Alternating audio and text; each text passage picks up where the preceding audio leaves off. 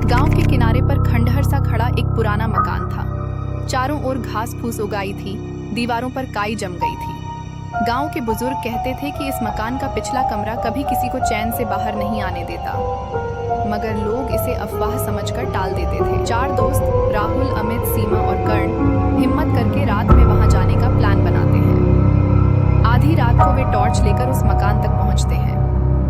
बाहर का दरवाजा चरमराता हुआ खुलता है और एक सड़ी हुई बदबू उनका स्वागत करती है। अंदर जाते ही मकान की लकड़ी की सीढ़ियां अपने आप कर्कश आवाज करने लगती हैं, मानो किसी अदृश्य पांव ने उन पर कदम रखा हो।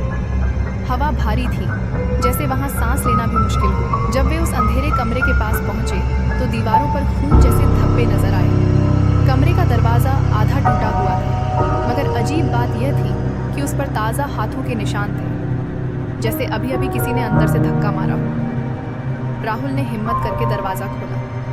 अंदर खूब अंधेरा था और अचानक उनकी टॉर्च बंद हो गई।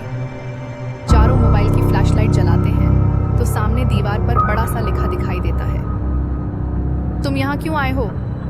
सीमा कांपते हुए पीछे हटती है। तभी कमरे के कोने से किसी के कराहने की आवाज आती है। सब टॉर्च ओर करते हैं। वहां एक बूढ़ी औरत झुकी हुई बैठी है। उसके बाल बिखरे हुए, चेहरा स्याह और आंखें सफेद।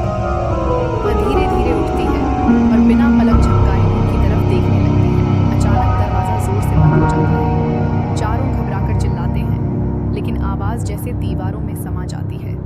बाहर कोई सुन ही नहीं सकता। वह औरत उनके पास आते आते गायब हो जाती है, मगर अब हर कोने से फुसफुसाहट गूंजने लगती है, तुम लोग मेरी जगह क्यों तोड़ने आए हो?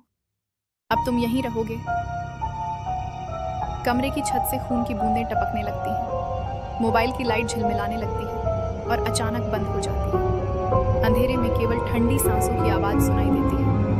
फिर किसी ने राहुल का हाथ पकड़ लिया, मगर वह इंसान का हाथ नहीं था, ठंडा, हड्डियों जैसा और नाखूनों से भरा। राहुल चीखता है, मगर आवाज गले में ही अटक जाती है। बाकी तीन पीछे हटते हैं और दरवाजा खोलने की कोशिश करते हैं, मगर दरवाजा अब बाहर से भी बंद हो चुका है। अंदर सन्नाटा फैल जाता है और फिर चारों की चीखें मकान के भीतर हमेशा के लिए गूंजती रह जाती हैं।